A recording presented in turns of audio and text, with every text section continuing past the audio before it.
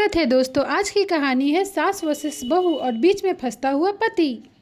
कभी कभी ना जिंदगी की सबसे मुश्किल सिचुएशंस का हल बड़े ही मजेदार तरीके से निकलता है। चलिए आज बात करते हैं रिया की, एक नई नवेली दुल्हन जिसके ख्वाब थे कि भाई शादी के बाद तो लाइफ एकदम बॉलीवुड फिल्म जैसी हो जाएगी। पर असलियत वो तो कुछ और ही निकली।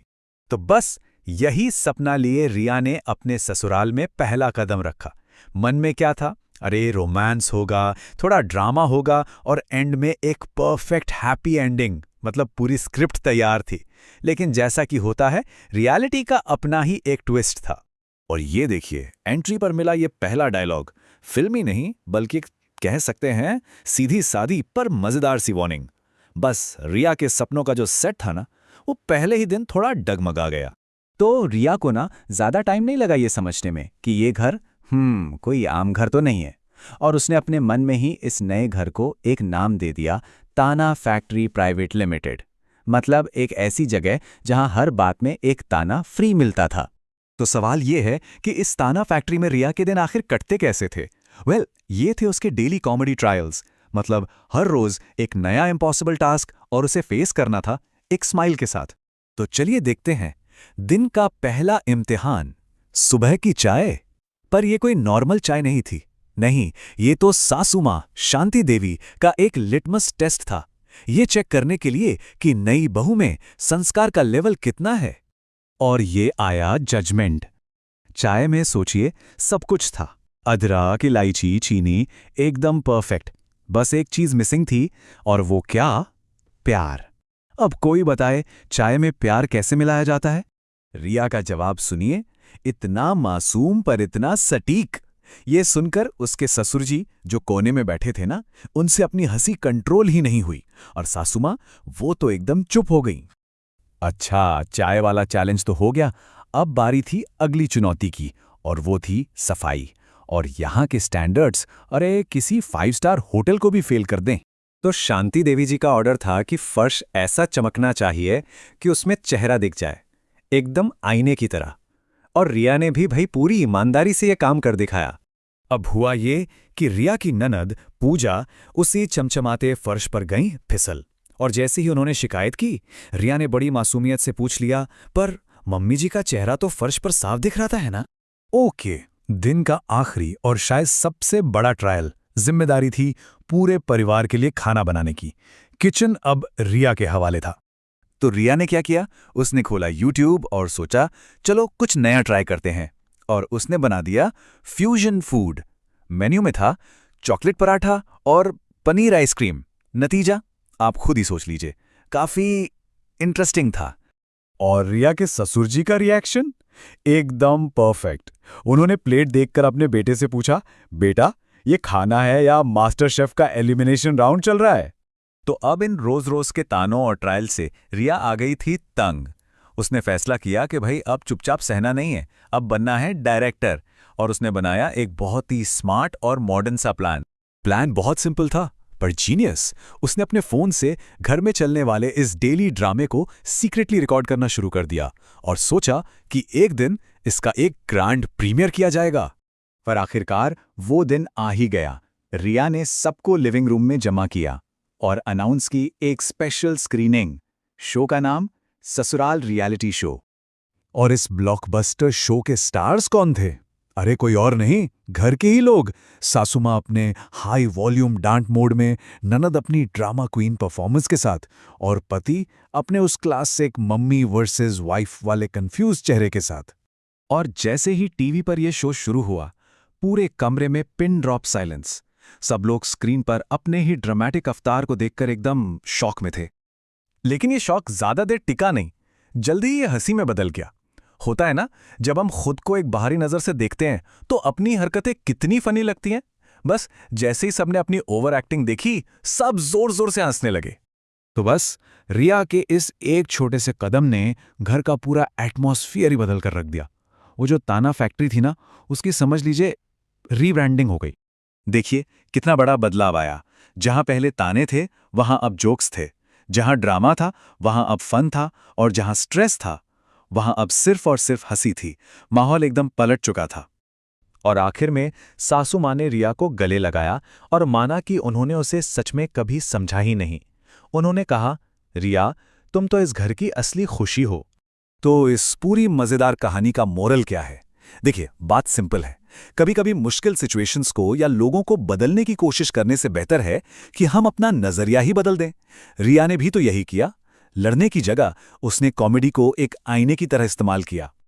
और जाते जाते एक सवाल छोड़ जाते हैं, अपनी जिंदगी में ऐसी कौन सी प्रॉब्लम्स हैं जिन्हें शायद थोड़ी सी कॉमेडी से सॉल्व किया जा सकता है? इस पर सोचिएगा और जरूर। बेचारा पति सुनने में किसी टीवी सीरियल का नाम लगता है ना? पर ये असल में शर्मा परिवार की रोज की कहानी है। तो चलिए आज इस बड़े ही मजेदार घरेलू ड्रामे का एक छोटा सा विश्लेषण करते हैं। देखते हैं कि आखिर शर्मा परिवार के घर के अंदर चल क्या रहा है। लीजिए, दिन की शुरुआत ही इस आवाज से होती है। मतलब जैसे ही सुबह का अलार्म बजता है, घर में ड्रामा भी ऑन हो जाता है। और यकीन मानिए, ये एक लाइन ही ना शर्मा परिवार का पूरा इकोसिस्टम समझने के लिए काफी है।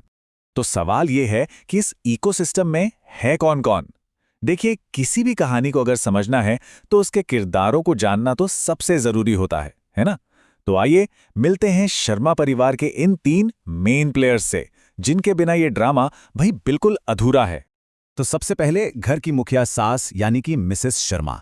इनको ना घर का क्वालिटी कंट्रोल ऑफिसर भी कहा जा सकता है। और इनकी सुपर पावर, अरे चाय में अदरक कम है या ज्यादा, ये सिर्फ सूंघकर ही बता सकती हैं। देखा, इसे कहते हैं कॉन्फिडेंस। मतलब कोई लैब टेस्ट की जरूरत ही नहीं है। इनका एक्सपीरियंस ही अपने आप में सर्टिफाइड है। बस सूंघने भर की देर है और फैसला ऑन द स्पॉट। अच्छा, अब मैदान में एंट्री होती है दूसरी खिलाड़ी की, बहू यानी पूजा। तो अगर सास तजुर्बेकार है तो पूजा है आज की मॉडर्न चैलेंजर। और इनका सबसे बड़ा हथियार वो है इनकी हाजिर जवाबी, जो सुबह सुबह तो और भी तेज चलती है। और ये आया करारा जवाब। पूजा का ये स्टाइल साफ बता रहा है कि भाई ये मुकाबला एक तरफा तो बिल्कुल नहीं है। इसे ही तो कहते हैं नई पीढ़ी का व्यंग्यात्मक अंदाज। और अब मिलते हैं इस कहानी के सेंटर ऑफ अट्रैक्शन से, बेचारे पति रोहित। सच कहूं तो घर में इनका रोल किसी यूएन के पीस कीपर से कम नहीं है, जो हमेशा 2 सुपर पावर्स के बीच में पिसते रहते हैं। रोहित के ये एक लाइन ही ना उनकी पूरी सिचुएशन बता देती है। मतलब घर में कोई नई डिश बने या कोई नया रूल आए, पहला एक्सपेरिमेंट तो हमेशा इन्हीं पर होता है, बेचारे।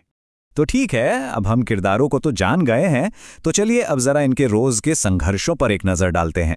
क्योंकि अब ये झगड़े नहीं रहे, बल्कि रोज की रस्में बन गए हैं। और यही रस्में पूरे दिन का टाइम टेबल सेट करती हैं।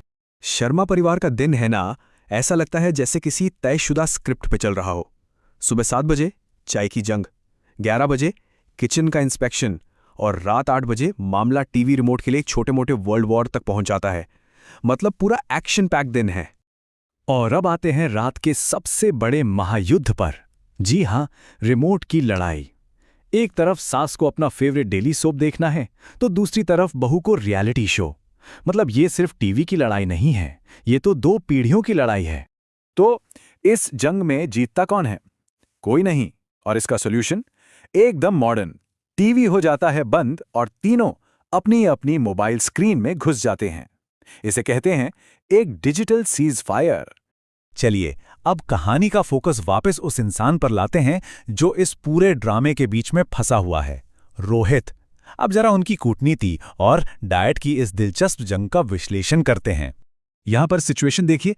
सास कहती है, बेटा पूजा तुम्हारी केयर नहीं करती, तुम दुबले हो गए हो। तो पूजा का तुरंत जवाब आता है, मम्मी जी कल ही तो इन्होंने 6 पराठे खाए। और रोहित, मैं बस टेस्ट कर रहा था, डाइट पे हूं। यह है क्लासिक चक्रव्यूह। एक तरफ मां का प्यार, दूसरी तरफ पत्नी का फैक्ट चेक। और बेचारे रोहित टेस्टिंग के बहाने खुद को बचा रहे हैं। और अब कहानी में आता है क्लाइमैक्स। रोज रोज के इन झगड़ों से तंग आकर रोहित ने फैसला किया कि अब वो हीरो बनेगा, घर में शांति लाएगा। और इसके लिए उसने एक बहुत बड़ा और कह सकते हैं काफी खतरनाक कदम उठाया। रोहित के इस पीस मिशन के स्टेप्स पर जरा गौर कीजिए। स्टेप 1, हीरो की तरह ऐलान, आज से मैं कुकिंग करूंगा। स्टेप 2, सास और बहू के चेहरे पर शॉक और हैरानी देखना। स्टेप 3, कुकिंग ऑपरेशन शुरू करना। और स्टेप 4, सब मिलकर मैगी ऑर्डर करते हैं। मिशन बुरी तरह फेल। हाँ, तो रोहित का मिशन तो फेल हो गया, लेकिन इसका जो नतीजा निकला ना, वो बड़ा मजेदार था। इस फेलियर से एक ऐसा गठबंधन बन गया जिसकी किसी ने कभी उम्मीद भी नहीं की थी। और ये आया सास का फाइनल वर्डिक्ट। पूजा, तुम ठीक ही बनाती हो। अब ये तारीफ कम और एक तरह का सर्टिफिकेट ज्यादा है कि भाई तुम रोहित से तो बेहतर हो। मतलब एक तरह का समझौता हो गया है। और पूजा ने भी इस समझौते पर अपनी मोहर लगा दी। और रोहित, तुम बस ऑफिस जाओ। कमाल देखिए, सास और बहू जो कल तक एक दूसरे से लड़ रही थीं, आज रोहित को किचन से बाहर रखने के लिए एक टीम बन चुकी हैं। तो आखिरकार बेचारे रोहित को घर में अपनी असली जगह का एहसास हो ही गया। वो इस घर के हीरो नहीं बल्कि सिर्फ एक गेस्ट अपीयरेंस है। तो इस पूरी कहानी का मॉरल क्या है? बड़ा सिंपल है। घर में अगर शांति चाहिए तो इसके दो ही नियम हैं, या तो रिमोट छिपा दो या फिर पति को रसोई से दूर रखो। मजाकिया है लेकिन सोचने वाली बात है।